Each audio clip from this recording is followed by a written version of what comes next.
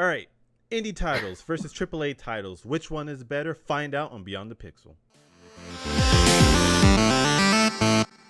Welcome to Beyond the Pixel podcast. Make sure you subscribe and hit the bell button to be notified when I upload.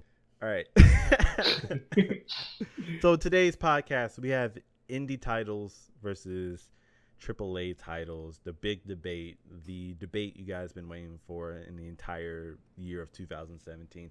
And today I have featured an amazing YouTuber. His name is Taoist Dragon. I see the quotes in Toasty, so I'm gonna call him Toasty for the rest of this podcast. But go ahead and introduce yourself, Taoist Dragon. Tell us a little about yourself. Well, yeah, they call me Toasty, which I did not actually get that because it's like a playing around with Taoist. I got that from a video where I was raging out at this last boss, and I meant to say my nips were being twisted, and instead I said my nips were toasty. Nice. Yeah. But I'm a YouTuber. I also stream sometimes. I mostly do Let's Plays, some vlogs, some skits. I like to think I'm funny. There we go. All right, ladies and gentlemen, let's go ahead and dive right into today's debate podcast. So, indie games versus AAA title games. So, for the audience that don't know what indie games are, these are games made by small developers. You know, they're not made by big gaming corporations such as Nintendo or EA, Ubisoft, which no one even plays their games, so it doesn't count. You know, companies like that, and then AAA titles, obviously the opposite of what I just said. So the first question I have for the group is that, you know, we've been playing games for a long time, and I feel like, just me, that indie games are more enjoyable. So the question is, are indie games more enjoyable than AAA games? We're going to start with our featured guests. Toasty, tell us what you think.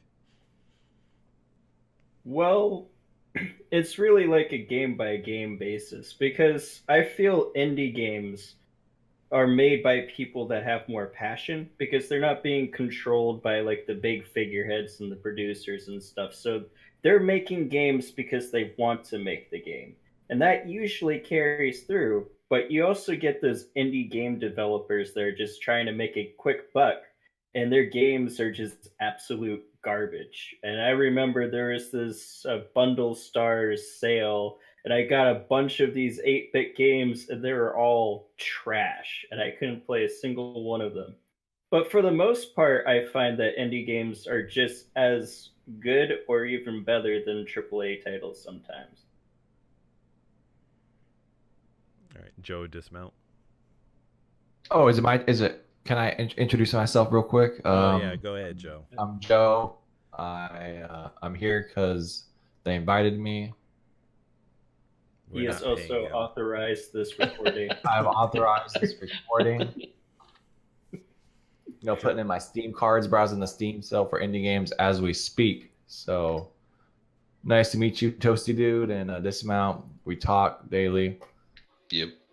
But weekly, same with more. Anyway, I'm just messing around. Games versus AAA. I think let's have a long dramatic pause. I play a lot of indie games, and I think they're a lot of fun. They have different dynamics, more platformers, different titles, as well as AAAs. They kind of just stick to the same format, really, unless you're Ubisoft trying to branch out and do something different. And then you find something that sticks, and you make 16 Assassin's Creeds. Like, what's that Supergiant collection where they make Bastion, Empire, Transistor, all amazing games. But you have your smaller indie developers, which you could say, I guess, are all early access developers on Steam for me. But there's the survival games they make. I don't know. I just play whatever, man. I should say on that right now. You didn't really answer the question. So we're going to go with... that Hillary Clinton, you guys right there? What was the question? That's like I said, Steam cards. That's like what was that movie? Was a dream within a dream? That was actually a question within a question. Right. Yeah, Inception. All right, what's the question? Ask me again. Do you find AAA titles or indie titles more enjoyable? See, More if fun? you understood my description right there, you would know I like. For me, I'm a big AAA game player, and I play indie games on the side. That's Your a good side one. hustle. Yeah, my side hustle. I'd say I like AAA because I put a lot more hours into a AAA game. Like if you think of Absolver, it was all of like an amazing indie third-party game made by Slow Clap, but it had 10 hours of content, 5 hours of content when it was a strictly adventure multiplayer-based fighting game. And now the player base has kind of died off, and now they're just releasing DLC to try and get people back. But I'd say AAA better. Indie's cool. They put more projects, but it always seems to fall short in some aspect. I guess unless you're Undertale. So yes. Next, that's a good point. We'll bring it up later, but Dismount, go ahead and give.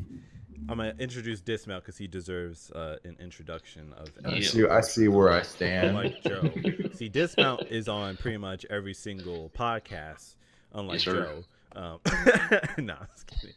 But I have myself the beautiful, the amazing, the wonderful Dismount 19K. So Dismount, what is your opinion on AAA or indie games more enjoyable? Which one is more enjoyable? I mean, I've always been a AAA kind of guy until recently. I feel like, especially because I've been mostly a console player, so you don't really get a whole lot of. There's not a whole lot of, or there wasn't a whole lot of indie games for console. So I feel like I've been mostly a AAA player, but since I've been kind of branching out more into PC gaming, I've been trying out some new stuff. And like Joe said, a lot of the indie stuff is early access on Steam. But with this new generation of consoles, like they've um, at least with PlayStation, I'm not sure. I don't really play on Xbox, but like they've kind of branched out to indie developers to put their games out there on PlayStation. So I feel like now, like I enjoy some of these third party or indie titles more than I do some of the AAA stuff because the AAA stuff, like you just it's the same thing over and over again. They're just putting a new spin on an old IP. Whereas with AAA stuff, you get something new and enjoyable. And so I don't know. I feel like I'm kind of 50-50, I guess. I'm down the middle with which ones I enjoy more because I do enjoy, the Call of Duties and Assassin's Creeds. I enjoy those games. But like I said, after Assassin's Creed 74, like you kind of get burnt out on the IP. There's only so much you can do with it, but yeah, I'd say I'm probably 50-50 down the middle. I find them both enjoyable. I just like playing games, so yeah. I would say when I first started out in my gaming career, when I was just a wee lad, I was only playing AAA titles. Right, like 2 years ago. Burn, got him. Like last week. What's up, child? I only played AAA titles because, to be quite frank, indie titles are mainly on PC, and then at some point, if they're popular enough, they then segue over to console. Perfect example being Undertale. That game released in 2015, and then 2 years later, it's finally on console. So overall, I do find I'm kind of like this one. I'm kind of 50-50. I would say if I was to just post like 10 AAA title games and 10 indie games, I would probably go pick more out of the AAA pool than the indie pool, only because indie games, I would say, target more of a specific niche than AAA titles.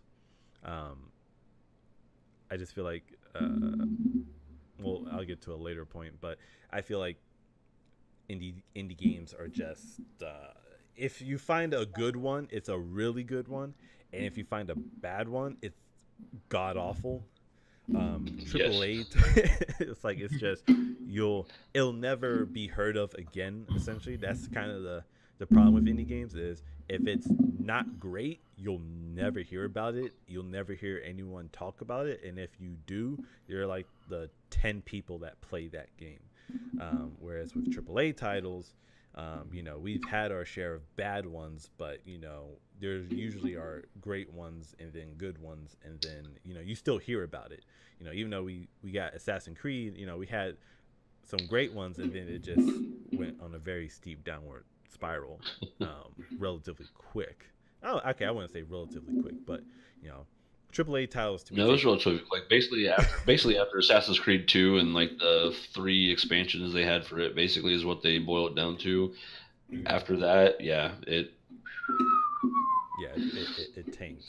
But the next part I want to bring up is AAA titles versus indie titles. Which games, I would say, do you think AAA is more, I would say, creative or diverse, or do you think indie games are a lot more creative and diverse? And we'll go back round robin. Start with you, Toasty. Yeah, I feel that in general, indie games are allowed to be more creative and diverse. With the AAA games, they stick to the formula because they're trying to make things that they know people will buy. So that's why you get like 100 different Assassin's Creeds and Call of Duties, because they're not trying to sway from the path too much and risk, losing all their money. Whereas with indie games, it's just like it can literally just be one person on their laptop making a game because they want to, and they have more creative liberty because of that. Can I get that question again? Which one's more creatively diverse? Oh my God, Jesus Christ, Joe. Yes. Sorry. Which one? Pay attention, Joe. I'm not paying attention. Stop playing with your dogs. Dogs. I'll be escaped. Oh, someone in my yard. Regardless of my dog's location, has nothing to do with video games. Creatively diverse. Okay, so there they are. Yep. Hold on. Yep. Can we pause? That's a recording. I can just edit it out. Yeah. Edit it out. Edit that out. Edit all my moments out. Too, Joe.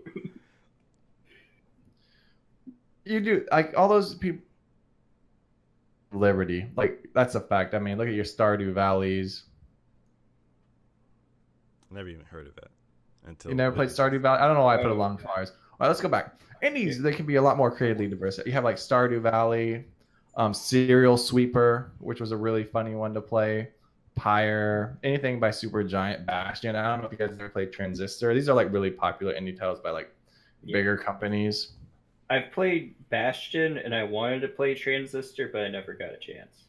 And Transistor's on sale on PSN all the time. And I'm looking at the Steam store, and there's a Supergiant sale. You should check it out. But those are all they make the games they want to make, and that's what's that big AAA company that makes Alan Wake?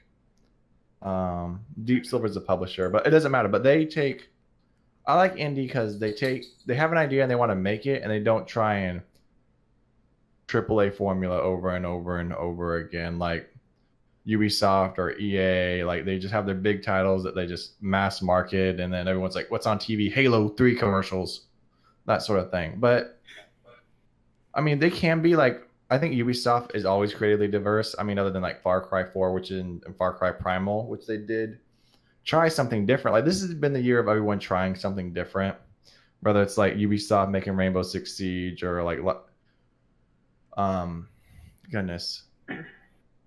For Honor. Duty jumping, For Honor, Call of Duty jumping like from World War II to space and back. I think a lot of people are trying to find footing. I mean, honestly, there's been a ton of indie titles, like the overhyped No Man's Skies indie title, Player Unknown. Like they're able to make what they want to make and cater to a specific player base, which is amazing. Personally, AAA, I just buy AAA to. Like, there's certain companies make certain games, and everyone knows that. Like, I mean, that's exactly what we're talking about now. Activision Blizzard, they have their MMOs, their their Heroes and Hearthstone. And then they have their Call of Duties, and they publish a few other games. Bandai Namco has, like, the Tekken, and then some smaller games that they make for kids, plus whatever else. So each AAA company publishes a certain kind of game, while as indie games, if you're looking for something different, You can always go in there and find a cool action platformer like Dead Cell, or Salt and Sanctuary is an amazing one. So I'd say indie's very diverse, but you can also find diversity in AAA development. But I mean, honestly, AAA development, you'll probably get like a 6 out of 10 every time, while as indie, you might get like a 3 all the way up to a 10. Like every indie game that catches on Twitch or YouTube Gaming or Mixer is like 10 out of 10, amazing, gotta play Undertale, best story ever written by one dude, soundtrack by fucking Steve. You know, shit like that. Like it's gonna get blown way out of proportion. It's like, oh, this is cool, you know, it's popular, I see why. Like Dead Cell, and then they fall off and die, like Blackwake did, was 20,000 player base because it was on Twitch, and now it's like 5, and you spent $20 on it. Right now, next question, next person. All right, Dismount, it's your turn. I think overall, like, indie titles are more creative than AAA. I feel like, though, there's kind of, I've seen it happen. It's not all the time, but you see it happen every once in a while where somebody will be like, "Oh, I want to make this game," but it kind of copies the formula of something else. Maybe not specifically, but just kind of like the overall feel of the game. But overall, I mean, you look at Rainbow Six. Since we brought that up, like, they were making this game and it was going to be awesome and it was super hype, and they were making it for like 10 years, the sequel to the Rainbow Six Vegas series.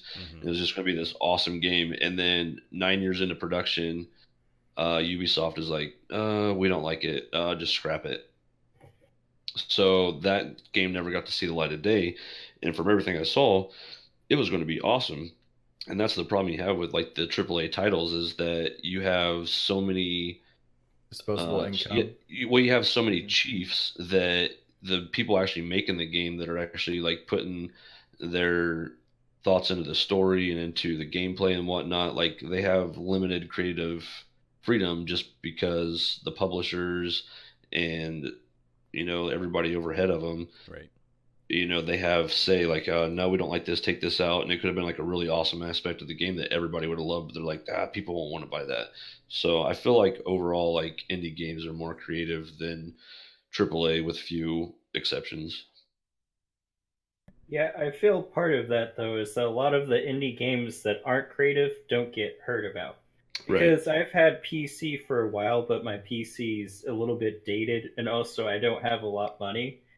I've been playing indie games for at least a few years. I've been like all over the place. I've heard of titles that most people haven't.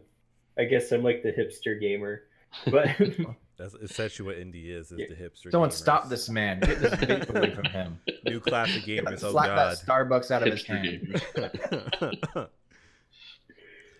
but Oh, so yeah, what do you there's play like then?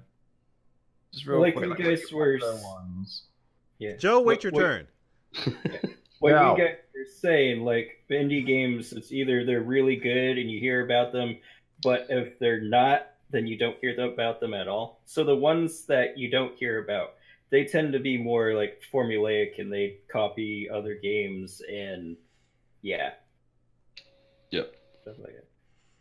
All right, Joe, now you can go. What was you trying to say? I don't remember. All right, now my point. So I feel like indie games, obviously, just hands down, are more creative because they have to be in order to stand out. Because they're not well known, they don't have the backing of a well known organization. But however, AAA titles do have some creativity, I guess. I would say when a AAA title first comes out, it seems very creative. Like Assassin's Creed, when it first came out, it's like, well, we've never seen a game like this. It's pretty cool.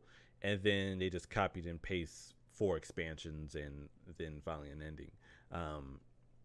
So that's, to me, the theme of AAA titles. They come out with something really good, and then they copy and paste it across different thresholds. So indie games, obviously, you can't copy someone else's style for the most part. Otherwise, you're going to be called out, because it's a very, I would say, a very not forgiving environment, the indie game realm. So that's why if you don't have a really good creative game that has high marks, I would say across the board, it's never going to be really well known. Which brings me to my next point, and this is for like AAA titles only. Who are the biggest offenders of copy and paste? Out of the big companies that we know, who's the biggest offenders of it? And we'll start with you, Toasty. Is this to anyone, or are you just I said starting with throwing Toasty. it out there? Joe, pay attention. Fade it out there. I fade it out. All right. Oh, Jesus Christ. Sorry with you, Toasty. Well, like I was saying, my computer's a bit dated, and I haven't played many AAA games in a while. But from what I know, like Activision with their Call of Duties, I would say that's one, and Ubisoft definitely with Assassin's Creed. That'd be another. So someone stop this man. He can't even talk about AAA games. He doesn't have a computer. He does have a computer. It's just a little dated. I have a computer. No, Windows 95. How far back we talking? It's playing like, Red Alert. No, it's last generation.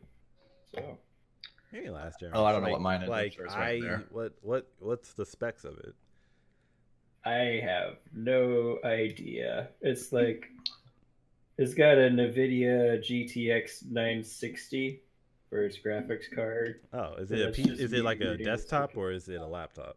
It's a laptop. Oh, that's why you can't play it. If you had the desktop version, because that's what I got, I can still play a lot of games. Yeah, I mean, I could probably play Counter-Strike. Yeah, play Counter-Strike, no problem. You can play League of Legends, World of Warcraft. That's all the I guess games. that isn't really an issue of my computer as much as I don't have money for AAA stuff. Indie games are cheap. You can get like 10, 20 for $1. Bundle and stuff. Yeah, it's like some really stuff like that. But all right, now that we're done beating up on the new guy with his laptop and his GTX, what was the question? Is who's the biggest offenders of copy? Offenders, not the Avengers, but the offenders. No, we're not offending the Avengers. There's no Scarlet Joe, whatever her Hanson. Yeah. Oh god. The boy band. The offenders totally should have been like the nemesis for the. I know. Avengers and the Avengers. It totally works. I would say.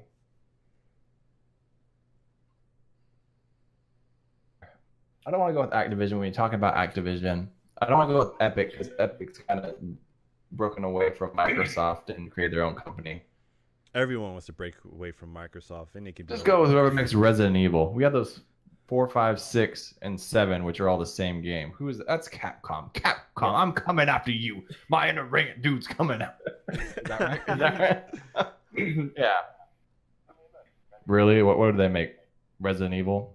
Capcom? Every year? Is that them? Yeah, and Street Fighter. Street Fighter. Yeah, how long did the Street Fighter change? Capcom versus Marvel. It used to be Mega Man. That was a big copy and done. paste, essentially. I'm after them. That's all they've been doing is copy and pasting the same game for the last 10 years.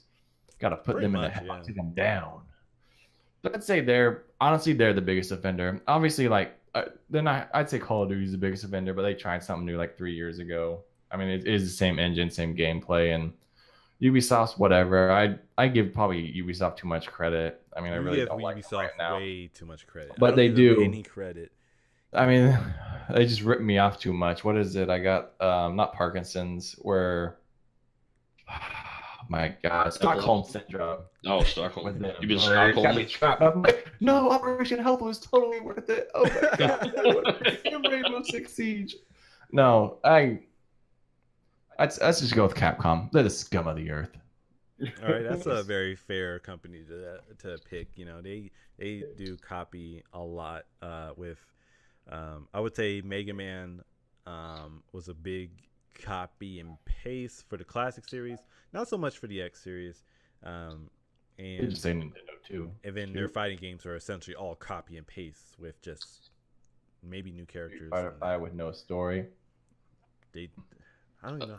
Anyone who releases a multiplayer game with no PvP. It's not about us. I mean, the same way they do it every year. Someone picks Ryu, they beat up to the top person, and then story's over.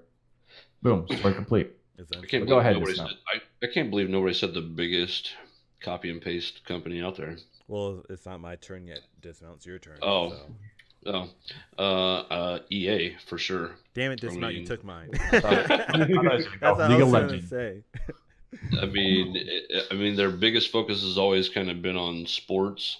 So, I mean, you have Madden 98 all the way to where are we at now, 2018? Yep, 2018. Especially the last few years, and I've heard this complaint. I mean, NHL 15 was a little bit different, and then 16 basically they just added new features, and 17 they added new features. Same thing with Madden. I've never really played the FIFA series, so I can't really speak for that, but I mean, every time it's like, oh, here's the same game, but now you can play as mascots in a full game. So, and then, I mean, what else? Battlefield they've kind of broken away from that with Battlefield now because they're doing the Battlefield and Battlefront alternating years. Those are literally copies of each other, except one's flipping World War One, the other Star Wars. Like they're yes and no. No. They're made in the same engine, but they're not the same game. Bring Battlefield 4 back. Battlefront was trash. Okay, Battlefield 4 was awesome. Battlefield 1 is boring. I want to play it so bad, but it's just I'll play it, and then after 15 minutes, I'm like, this is boring as heck. You can't communicate with any teammates. Like I even want to because they're all a bunch of whiny 12-year-olds. But what's wrong with being a whiny 12-year-old? They're annoying as crap. Like, grow some balls, let your voice deepen, and then play. This game's rated M for a reason. The thing with Battlefront was it looked like a whole lot of fluff without a whole lot of substance. It's like, oh, this game's so pretty. And it's like, oh, if I step in the lava, I get like this little burn effect. But there wasn't a whole lot of maps or anything like that. All right, if we're going to trash Battlefront, the problem with Battlefront is there's no content. Yes. It just looks pretty. That's the problem with EA in general. They don't know how to produce content. Like stuff. That's all they want to do. So I like your point, Joe, about Nintendo being the biggest offender, because literally Mario has been chasing after Bowser trying to get the princess back since 1980. Yeah. Let Peach go and give her the mini. How many times is she going to get kidnapped? That's all I want to know. Okay, here's the defense for Mario, though. Each game, though, is essentially different, except for one in Lost Worlds. But Mario 1 doesn't play like Mario 3 to an extent, and Mario 3 does not play like Super Mario World. Super Mario World definitely does not play like Super Mario 64. Super Mario 64 does not play like Super Mario Sunshine. Super Mario Sunshine does not play like New Super Mario Brothers for Wii. Now, however, I will say Wii and Wii U is essentially the same game, but with extra fluff. But and Galaxy 1 and 2. But to me, if you do a series, you can kind of be okay with it. If you do a definitive series, not what Assassin's Creed was, essentially DLC expansions for $60 each. But that's my only excuse with Mario, because then you can see they say the same thing with Zelda, but not every Zelda game plays the same to an extent. Well, there's every Call of Duty game. It's just a minor tweak. No, see, Call of Duty is just messes with you. They give you a good game, and then when you expect the next game to be good, it's actually crap. Well, perfect that's example, when you have three Black different Ops developers. 3, and then we had Infinite Warfare. I mean, they're both Call of Duty games, but they play completely different because one is completely inferior to the other. This man doesn't like Infinite Warfare. Yeah, that's the problem too. Why do they have 3 different developers making the same darn game? Like, just have one developer make one game and have it on like a 2 or 3 year cycle. Like, I would rather keep playing Black Ops 3 if you release content for it than play Infinite trash. Fair. Because then they can't get $60 out of you every year. Release. Look, I mean, it's not so much about that. Think of like games that are like gone dark or gone quiet for more than like 3 years, and they come back, and everyone's like, "Oh, Mass Effect Andromeda is going to be great," and they're like, "Whoa, I remember why I stopped playing this," or "Oh, this was wrong," or "This was delayed. Why were we so hyped for this?" And that's why Call of Duty's there every year, because they're like, they know they have that consistent player base, and they let them fall off. And they're like, "Oh, we brought back Call of Duty 5 years from now. Everyone's going to pick it up and be like, why did I even like this 5 years ago?" Like they did with Modern Warfare. I mean, I thought Modern Warfare was amazing. The remaster, I mean, not amazing. I mean, it was cool to play again. Let's just go with amazing. It was, but then you got those new players who are like, this isn't the same Call of Duty. Like Duke Nukem, Shadow of the Colossus. What's that game? The one Last Guardian, overhyped for 5 years. Like they need to. They understand that console gamers have a short attention span.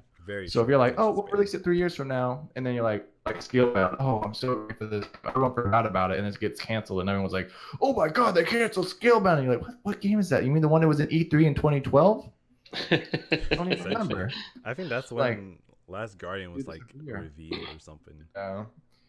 So I understand why they do one every year. It's to hold on to that player base. Like Halo's like really struggling because they always have that gap, and same with Gears of War. And these big developers learned that when you try and revive something, your player base is pretty much gone or they moved on. I don't know. That's just my take. That's if I was really gonna think about it, whether or not they're trying to make up. If it wasn't just to make a profit, it'd be like, oh, they actually want to hold on to the players they have. Instead of like trying like, oh, let's put it on the back burner and then come back later. See, the thing is though, is that like you have a point. Like console players have a very short attention span for some reason. They like their consoles, going somewhere. Like, but with like Call of Duty though, they released it, but I didn't hear crap about Infinite Warfare in terms of DLC, fixing anything, none of that. I keep hearing more DLC about Black Ops 3.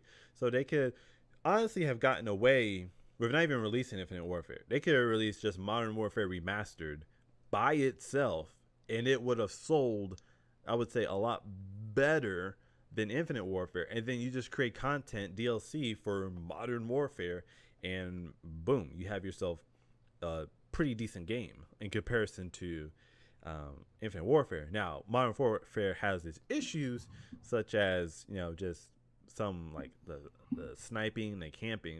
Modern Warfare has like hardcore camping maps. So if you create DLC for it, you have to me, fix that problem with the DLC maps and have those in more rotation than. And you'll end up with maps like Infinite Warfare, just tunnels everywhere. But we're not bashing Call of Duty. I am bashing Call of Duty. I will always. We're not bashing Call of Duty. I have level play days on that. You can't talk about Donald Trump. All right. Oh, whatever we were talking about. Oh, the biggest copy and paste offender, which is EA, because they kind of put themselves in a corner with sports games. You can't really change. Well, that's the monopoly. I mean, essentially, they have a monopoly on sports games. You can't change too much, except for, do they own MLB The Show too? Show as well. Depends. It's between them and 2K. Yeah, I was gonna say 2K is more of the baseball and basketball is what they have. Yeah. So EA You're not getting has any football and football. EA has NBA Live, which was garbage from what I've understood, from what I've seen of it. But yeah, 2K has a monopoly on the basketball series, as well as the baseball series. But they also, and EA had a monopoly on the college football series until I think 2010 was the last one. It was they had to stop because of some legal reason, because they weren't, I guess the players weren't getting paid, even though a lot of these players are being paid with scholarships. So I don't know what the heck they are complaining about, but that's for a different type of podcast. This isn't ESPN. This is Beyond the Pixel.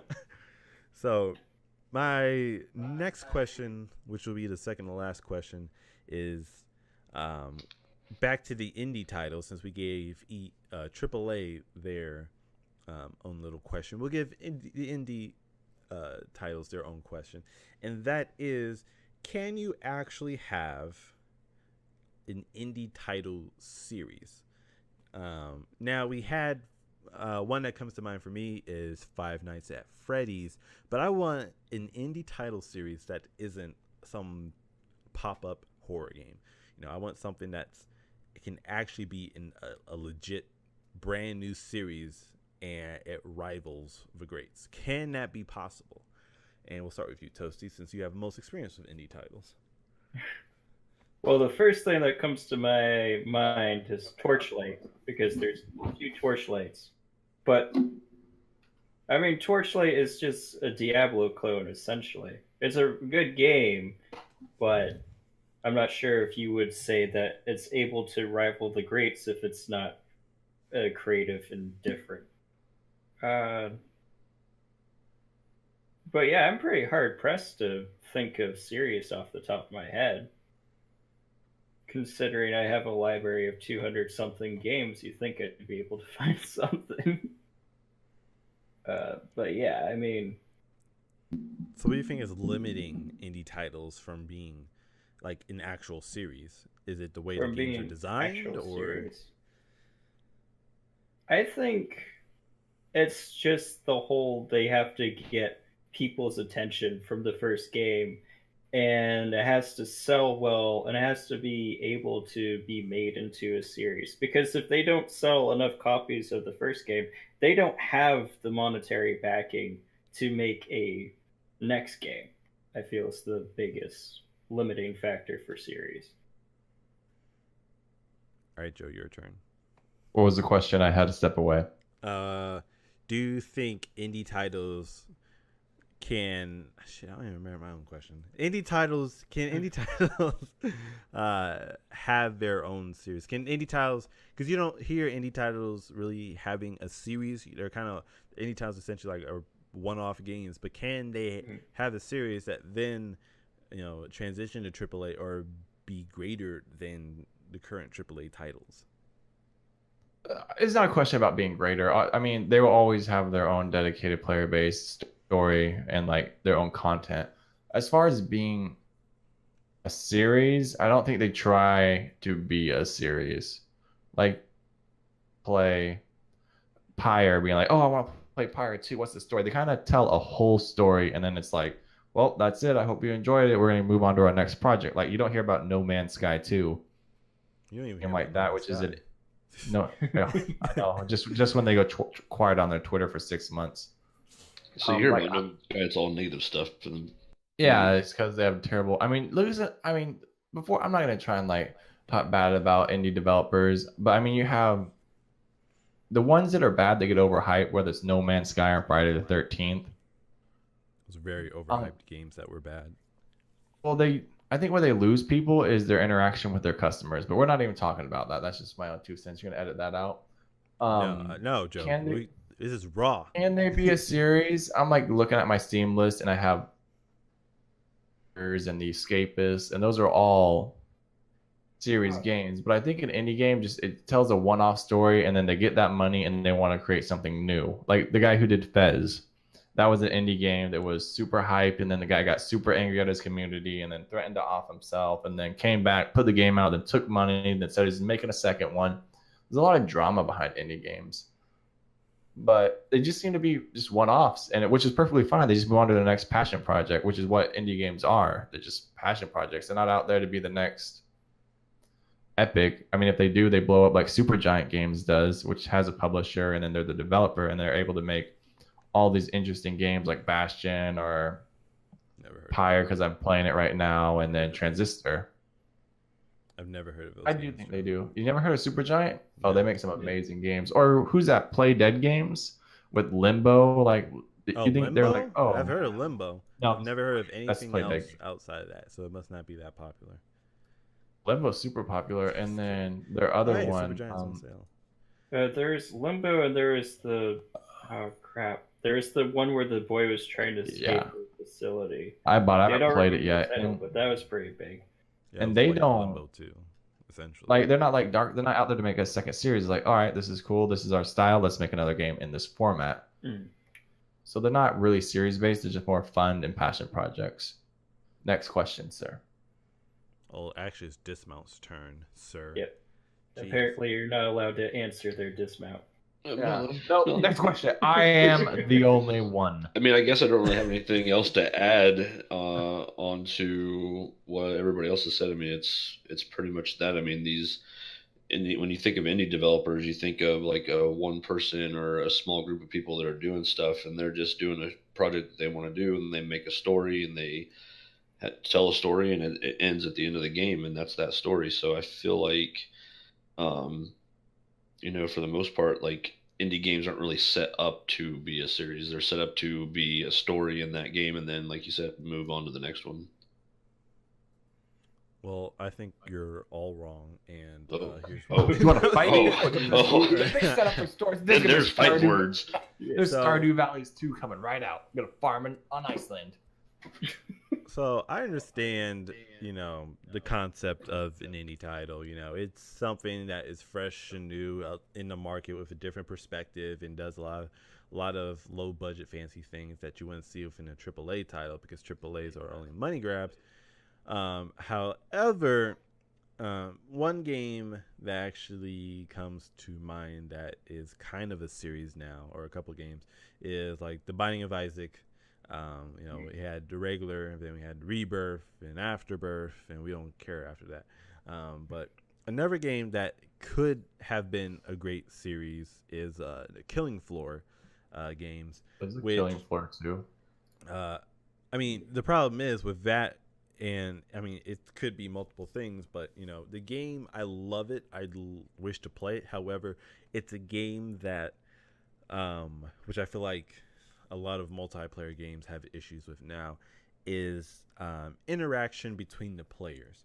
So if you create an environment that allows players to interact in a fun way, like via voice, make it seem like, oh shoot, I'm playing with any type of friends, that game is going to succeed. However, with Killing Floor 2 and a lot of games, you don't have that player interaction between each other through voice channels. So like Killing Floor 2 is essentially I don't want to say a dungeon, but it's a zombie survival The wave shooter. shooter. And then eventually you fight a boss. But if you're in a wave shooter, you're with 6 other people, you should be able to, or 5 other people, you should be able to communicate with each other. And I feel like if they had that element of communication, then more people would play that game because then they don't feel like they're as lost. But that's a game that could have been a series because you can obviously create more games that or add DLC that has new maps and more than just 2 bosses. The first game only had 1 boss, but Killing Floor 2 bosses. Maybe we'll get 3 with 3 bosses. But I feel with sorry, I didn't mean to interrupt, but I feel with a lot of PC games and stuff, people have like TeamSpeak and Discord, and they prefer to use that over any voice chat that's in the game.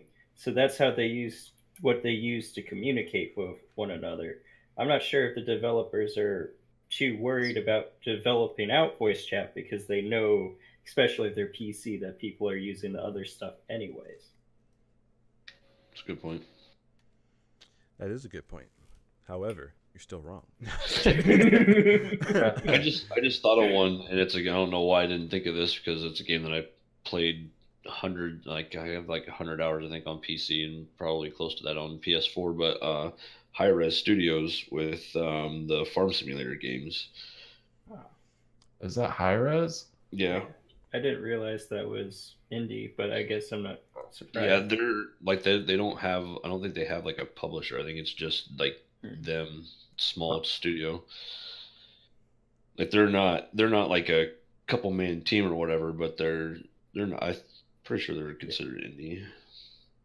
I think as long as you don't have a publisher, you'd be considered indie. Yeah, Essentially, because you're doing it through crowdfunding or Kickstarter, Patreon, whatever. Better not crowdfund. I'll fight them. See, I have no problem with crowdfunding as long as you deliver on what you actually are producing. Star Citizen, If you have a multi-million-dollar Mighty company that's number crowdfunding, 9. I will fight you. Cloud Emporium Studios fight you. doing Star Citizen that's taken. They just took the money, like $150 million. It's kind of like the same thing with PUBG. Like, really, they're valued at a $4.6 billion company in their game's early access. I could fight them right now. Like, get off your fucking ass and develop some shit. They're not But going to do that. regardless. That's the same thing with Ubisoft. Look at Rainbow Six Siege. It still has a ton of issues, and I could only play it for like 2 rounds before I got so frustrated with it. Joe's like, "Hey, let's play Rainbow Six." I'm like, "All right, I'll give it a shot again." I get about four games into it. I'm like, "All right, I'm done. I remember why I hate this game." Right. I think that's about remember everyone why right I now. uninstalled this Yeah. game, which is really sad because it has the potential, but it's it's just Ubisoft's. It's just Ubisoft. But yeah, I mean, we're just bashing people. That's my word today is bash and I will always microeconomics. bash Bash. AAA. We're just But- here to bash people, push them down, kick sand in their face. I mean, Hey, they can afford it. I feel sometimes these bigger companies, because the point that we made earlier is that the publishers have a lot of the creative freedom for the project. You know, the developers, they have to make the game that the publishers and stuff want them to make. So I feel sometimes the companies, it's just the developers asking, it's like, we want to really produce this game, but we couldn't if the publishers were involved. So could you give us some money so we could actually Throw some produce loot the boxes in there. Yeah. And then you can make it. I mean, That's I how know feel like Obsidian loot did that boxes. with Pillars of Eternity. I mean, Obsidian isn't huge, but they are a, you know, Let's see about buying that. All right. Not for $40. All right, so this is going to be the final question for this podcast, and that is, if you could pick one AAA title and one indie game that you love, was your pick one favorite indie title and one favorite AAA title. Toasty, go. I'd like a second to think. Someone give this man a second. Give this man a 1 second. second later, still no answer. 1,000. No, somebody can go ahead of me. Joe, go. A Googling because I want to see because I really like this studio Oh my and I want to Joe. see if they're Dismount, indie before I'm like, hey, My favorite AAA title would probably be. I'm gonna say probably Call of Duty just because I've put so many friggin' hours into those games. Favorite indie title? I mean, I've been playing a bunch of crazy like random stuff on PC here lately. Favorite indie title? I really don't know that I have like a favorite. Like I like all the indie games. 7 Days to Die. I mean, that's You're probably my always favorite playing indie. that, so That probably I is. was going to pick. I love that game. I will speak for Dismount. His favorite game is 7 Days to Die. Yeah. Farm is similar. Or And Farm Okay. is similar. Yeah. I mean, I don't tend to have favorites of anything, but I'd say that like my favorite AAA games is like Mass Effect 2. I really like RPGs in general, but Mass Effect 2 is just a really great game overall. And like one of my absolute favorite indie games is Rogue Legacy. I have almost 100 hours in that. Google this Rogue Legacy Nice. real quick, see if it exists. All right. Yeah, while just- Joe's doing a quick Google search because he still cannot decide. My favorite indie title game would have to have been, or it still is, I would have to say League of Legends. I consider that an indie title because don't know me, Joe. This is my Kick him podcast. out. It's League of Legends. It's not AAA. So it's indie. Ooh. You It can't was say- indie. It was indie when it first started out. So don't Okay. even. It was when it first started out. It So- was indie. You can't. Yeah, now so it's it's Counter Strike Go. yeah, essentially all those type of games did start out as indie. You know, they broke off from a bigger company and created their own company and created a game that now millions of people play. So I guess just to satisfy you guys, it would have to be the Binding of Isaac Rebirth, or the Binding of Isaac series is my favorite indie title game. I have over 100 hours. I had gotten Platinum God, but I've never gotten the real Platinum God. Well, I got Platinum God, and then they created real Platinum God. So my AAA title, I guess I would have to go with also Call of Duty, just because that's I can't give Ubisoft anything. I don't want to give EA anything, so I guess I would have to settle with Call of Duty series. Can I change my AAA title? You could change it to whatever your heart desires. I want to go with StarCraft because I yes. have actually been playing StarCraft forever. So, yeah, that's definitely my favorite AAA title. And I just checked my Steam, by the way, and I have 213 hours on 7 Days a Day, That's just a on lot of PC. time. That's I not wish- including my PS4 time. Yeah. I wish there was a first person StarCraft, but FPS would be great. They had what was that one? It was for Nintendo 64, Ghost War or Ghost or something like that. Oh. Yeah, I think it was a first person shooter, and you played as one of the ghosts. They try to do the same thing with Red Alert. Have you but ever we use it played first a person. first-person shooter on the Nintendo 64 nowadays? It's really janky. GoldenEye. GoldenEye. I mean, I don't have a Nintendo 64. Yeah. And I haven't. I mean, Yet. back in the day, it was the best of what they had, so it was fine. But trying to go back, like I was trying to play Torok, and it was just really hard to control because that game was hard to control. 3 hands. All right, gentlemen, I'm sure we'll get an N64 Mini here in the next year or so, since Nintendo's making all their classic series before the GameCube. Just when you think you know Nintendo, you don't. They actually already I think they've already confirmed that they're going to do a Nintendo 64 Mini. Still buy a Nintendo 64. I would actually get that because there's actually a ton of games I would want to play on there. Oh yeah, Perfect Dark. I just wish they create like for some games like you can like have like a local server or whatever. Because I would just buy a server. Change it off. I'm not going to buy a server. I would rather buy a flipping high-end PC before I buy a server. Anyway, you just rent it. Why would I do that, Joe? That's terrible advice. The same way every other company does it. You just pay for the player count on the server and it's stationed somewhere around, and then I have a computer and I have Google. I can do a lot of things, but I can't research for you right now because I'm on Facebook. All right. I guess Joe's not going to answer his answer. You haven't given me a chance because you were. What do you mean you haven't given you a chance? You've had like I don't know 5 minutes. I've had a chance. I'm gonna pick it for you. It's going to be Rainbow Six Siege because you're always playing that for some reason, and it's probably going to be. I guess we can consider Dark Souls indie. It's not really from software. Yeah. All right. So now that it's my turn to speak about my favorite indie game. What your picks are. Like you don't have to impress us, Joe. It's okay. I'm not trying to impress you guys. All right, I have nothing to show. I got 5 inches. It's cool. Come on. Jesus Christ, Joe. I'm gonna edit that shit out. I like anything made by Remedy Software or Remedy Entertainment. So Max Payne, Alan Wake. I'd say Alan Wake's my all-time favorite game, but I don't know if you guys would call that indie. So look at super indie. Yep. Dark Souls. Final Fantasy 9? That's not indie, Joe. That's definitely not indie. Yeah. I know. I got one. I just played it. Super good because I only pick good games to play. Yeah, right. I'm just gonna go with right. I'm just gonna go with shoot.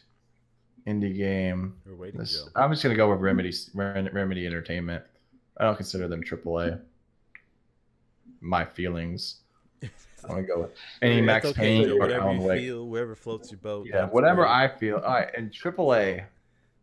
Ooh. It's gonna be Rainbow Six Siege. Just say it. It's just gonna be anything by From Software. That's not any Dark Souls. I mean, they sold 3.2 million copies of Dark Souls 3. Yeah, right. But apparently before the game is released, it's considered. I can't pick Call of Duty. Oh my god, they had Dark Souls 1, 2, and 3. Dark Souls 1 was definitely not a AAA game. Definitely not. Right, where does you're killing me. I don't even know what AAA games. I'm just letting you know the facts right now. I don't care about AAA games. They're fucking the same shit every 2 years. If it's not Dark Souls 1, it's Dark Souls 3. Alright, so it's just I can't pick that, and I'd say XCOM 2, but I just want to murder myself when I play it because my people miss their bullets. I don't feel, but that's gonna change. Let's just go with Final Fantasy 9. There you go. There you go. That's your AAA title. All right. Final Fantasy 9, ladies and gentlemen. Final Fantasy 9 is getting a remaster. Wait, Lunar Silver Star Story complete. Let's go way back. Wait, Final Fantasy 9 is getting remastered? No, not remastered. Sorry, it's getting like an HD upscale, like everything else Final Fantasy. We're going Lunar Silver Star Story. Or just buy it on PC and it's already HD. I have to beat Final Fantasy 9 because back when I was growing up, I had a lot of brothers, and we each had our own Final Fantasy game. Final Fantasy 9 was my game. I never got past the giant plant boss in the forest. Nice. Fucking 10-year-old Joe could show you how to beat him. All right, gentlemen, that's all we have for today's podcast. on Beyond the Pixel. I want to thank my guest for this week, Taoist Dragon. I'll have a link to his channel in the description down below, so make sure you subscribe. I want to thank my beautiful co-host, Dismount, for being awesome, and then my average co-host, Joe, who's sometimes here. So that's all we have for today. Make sure you hit that subscribe button if you enjoy these podcasts, as I will be featuring more YouTubers and bloggers as we progress. And I will see you guys in the next episode. Peace.